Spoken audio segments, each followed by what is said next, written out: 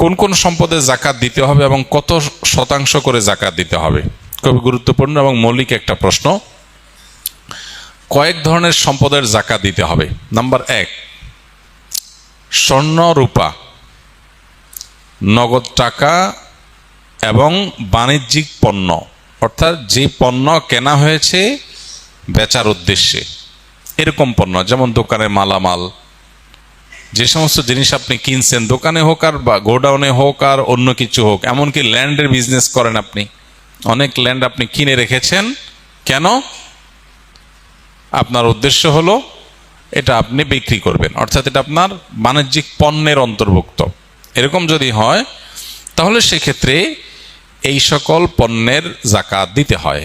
এই সব পণ্য এবং এই সব জিনিস অর্থাৎ নগদ অর্থ, স্বর্ণ রূপা এবং আপনার বাণিজ্যিক পণ্য, নগদ অর্থ, স্বর্ণ রূপা, এই সব সম্পদের জাকাত দিতে হয় বছরে একবার 2.5% করে। অর্থাৎ 1 বছর যদি এটা আপনার কাছে থাকে তাহলে জাকাত দিতে হবে কত পার্সেন্ট? 2.5%, শতকরা 2.5%। 1 লাখ টাকা থাকলে 2,500 টাকা, 1 লাখ টাকা স্বর্ণ থাকলে, স্বর্ণ রূপা মিলিয়ে থাকলে 2,500। শুধু স্বর্ণ যদি থাকে তাহলে 7.5 ভরির আগে জাকাত আসে না। স্বর্ণের সাথে যদি একটু রূপা থাকে বা ক্যাশটা থাকে তাহলে দুইটার অর্থ মিলেয়া 7.5 ভরি হওয়া স্বর্ণ হওয়া জরুরি না, তখন 52.5 ভরি রূপার সমান মূল্য হলেই হয়ে যায়, যেটা 2 লাখ প্লাস টাকা হলে আজকাল হয়ে যায়। তো এই যে স্বর্ণ এবং রূপা এবং নগদ অর্থ এবং বাণিজ্যিক পণ্য, এগুলোর জাকাত একভাবে হয়। নাম্বার 2, গবাদি পশু। গবাদি পশুর জাকাত সেটা দেওয়া লাগে যদি গবাদি পশু আপনার চরে পুরে খায় আপনার এবং একটা নির্দিষ্ট নেশাব পরিমাণে পৌঁছায়। গরু হলে এতগুলো, ছাগল হলো এতগুলো, তারপর আপনার ওঁট হলে এতগুলো, এগুলো হলো জাকাতযোগ্য সম্পদ। মোরগ অথবা হাঁস এগুলো জাকাত যোগ্য পশু না। হ্যাঁ, এগুলোর জাকাত হবে যদি কেউ মুরগির ফার্মের বিজনেস করে, যে মুরগি কিনেছেন তিনি এটা বিক্রি করবেন, তখন এটা বাণিজ্যিক পণ্য হিসাবে জাকাত আসবে। পশু হিসাবে জাকাত আসবে শুধুমাত্র এই যে ছাগল, ভেড়া, দুম্বা, গরু এবং ওঁট, মহিষ, এগুলোর জাকাত আসবে। এগুলো নির্দিষ্ট নেশাব হলে, কোনোটা 40টা, কোনোটা 5টা, হ্যাঁ, আকার অনুযায়ী আপনার জাকাত আসবে। এগুলোরও বছরে একবার জাকাত আসে। তৃতীয় জাকাতের আরেকটা পণ্য হলো কৃষিজাত পণ্য। যে সমস্ত ফসল আমরা করি, এই ফসলগুলোর জাকাত দিতে হয়।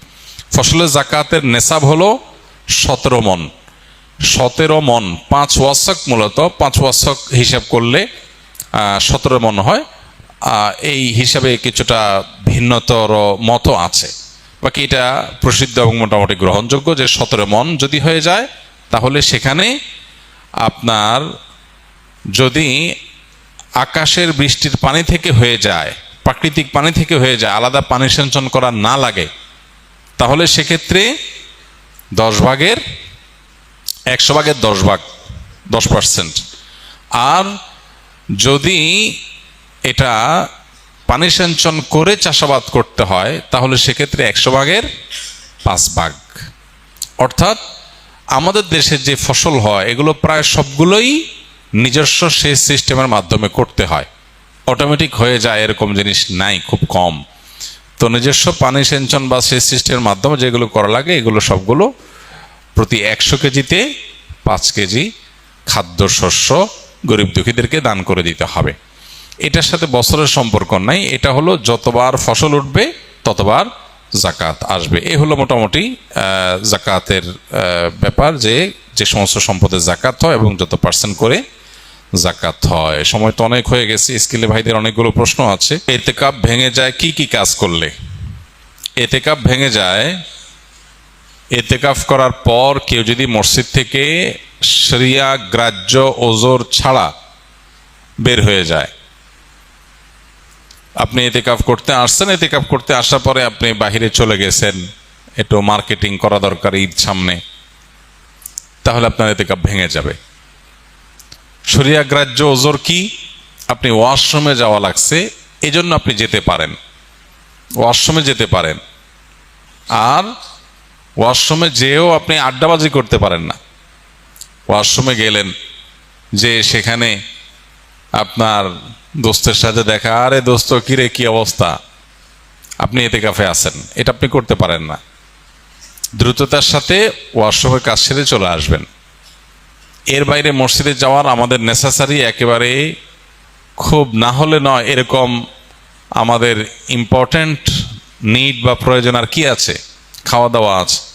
খাওয়া দাওয়া আজকের যুগে বিশেষ করে এমন জায়গা খুব কম আছে যেখানে খাবার মসজিদে দিয়ে যাওয়ার মতো ব্যবস্থা একেবারে নাই। এরকম মানুষ খুবই কম। বাসা বাড়িতে লোকজন আছে, কেউ না কেউ খাবার দিয়ে যেতে পারে, কাউকে রিকোয়েস্ট করলেও কেউ দিয়ে যেতে পারে। অতএব এরকম ব্যবস্থা যদি থাকে তাহলে খাবারের জন্য বাইরে যাওয়া জায়েজ নাই। হ্যাঁ, কারোর যদি এরকম হয় অবস্থা যে তার খাবারের জন্য কেউ খাবার এনে দেওয়ার মতো নাই, তাহলে এরকম নিরুপায় যদি কেউ সত্যিই হয়, এরকম কোনো মসজিদ থাকে যে আশপাশে কোনো মানুষজন নাই, বাসা থেকে খানা আনার মতো কোনো মানুষ নাই, তাহলে তিনি খাবারের জন্য যেতে পারবেন, খেয়ে আবার চলে আসবেন। খাইতে গিয়ে আবার বাসায় আরেকটা খাজুরি আলাপ করতে পারবেন না। একবেলাকে আরেক বেলা খাবার সাথে নিয়ে আসলেন, এভাবে না হলে নয়। এরকম নিড থাকলে শুধু বাইর হইতে পারবেন। এছাড়া যদি তিনি বাইর হন তাহলে তার এতেকাফ ভেঙে যাবে। আর এমনিতে কিছু কাজ আছে যেগুলোর কারণে এতেকাফ ভাঙবে না, কিন্তু এতেকাফের কোয়ালিটি কমে যাবে, এতেকাফের গুণগত মান নিচে নেমে যাবে। সেগুলো কি? সেগুলো হলো এতেকাফে বসে আপনি শুধু ঘুমায় কাটালেন 355 দিন, অনেক কাজ কাম, অনেক ব্যস্ততা, ঠিকমতো ঘুমাইতে পারেন না। এই 10 দিন সুযোগ পাইছেন যে আলহামদুলিল্লাহ ডিস্টার্ব করার কেউ নাই, বাচ্চা নাই, বউ নাই, কেউ নাই, ঝামেলা নাই, ক্লায়েন্ট নাই, একটু মন মতো ঘুমাইলাম। তাহলে এতেকাফটা অর্থহীন হলো, এতেকাফটা ঘুমের জন্য না। আবার আপনি এমন করলেন যে অন্য সময় বন্ধু বান্ধবের সাথে এত আড্ডা মারার সুযোগ পান না, 2-4 দোস্ত মিলে একসাথে কোনো এক মসজিদে এতেকাফে বসলেন, এবার একেবারে চুটিয়ে আড্ডা মারলেন। এগুলো এতেকাফের কোয়ালিটিকে নষ্ট করে দিবে। আর যদি আপনি ভারসাম্যের সাথে একান্ত প্রয়োজনীয় আলাপ করলেন আর বাকি সময় বাড়িতে মগ্ন থাকলেন, সেটা অর্থবহ এতেকাফ হবে। আল্লাহ আমাদেরকে ভালো করে এতেকাফ করার তৌফিক নসিব করুন। এতেকাফের ক্ষেত্রে আমাদের মধ্যে যে ভুল ধারণা আছে সেটা দূর করতে হবে। প্রান্তিকতা যেটা আছে সেটা দূর করতে হবে। আমি আমার ছাত্র জীবনে একবার এতেকাফে বসছিলাম, মনে আছে, বহু বছর আগে। তো যেখানে এতেকাফে বসেছি আমার সাথে এক বৃদ্ধ মানুষ বসছিলেন এতেকাফে। তো শীতের সময় ছিল, তখন রমজান, অনেক শীত, মসজিদে একটু ঠান্ডা বেশি। আমি হঠাৎ করে দেখি যে মুরব্বী নাই। তো দেখলাম মুরব্বী কই গেল, ওয়াশরুমে গেলে তো এত সময় লাগার কথা না। পরে তাকায় দেখি যে মসজিদের সামনে বাইরে ঘাস বিছানো মাঠ, উনি ওখানে রোদ পোহাইতেছেন। পরে বললাম, মসজিদে বললাম, চাচা এতেকাফ অবস্থায় তো রোদ পোহাতে বাইরে যাওয়া যাবে না। তো উনি খুব জোরে ধমক দিলেন। আমি ছোট ছিলাম, মাদ্রাসায় পড়ি তখন। বলছে, হ্যাঁ তোমার মাথা, এতেকাফ ভাঙা এত সোজা মিয়া? আমি কি কারোর সাথে কথা বলতেছি? আমি রোদ পোহাইতেছি। তো এরকম ধারণা আমাদের সমাজে অনেকের মধ্যে আছে। আরেকজনকে আমি দেখছি, আমার মসজিদে উনি এতেকাফ করতে আসছেন, পরে হঠাৎ দেখি নাই, অনেকক্ষণ পরে আসছে। কেউ কই আছেন? বলে আমি ধান রোদ দিতে গেছিলাম, ধান শুকাইতে গেছি। ধান টান শুকায় আবার উনি চলে আসছেন এতেকাফে। তো যদি কারোর এরকম নিড থাকে যে তার বাহিরে কাজ করতে হয়, যেমন অফিসে জব করতে হয়, তার ছুটি নাই, কোনোভাবে ছুটি ম্যানেজ করতে পারেন নাই তিনি, তাহলে তিনি নফল এতেকাফ করতে পারেন। কিভাবে?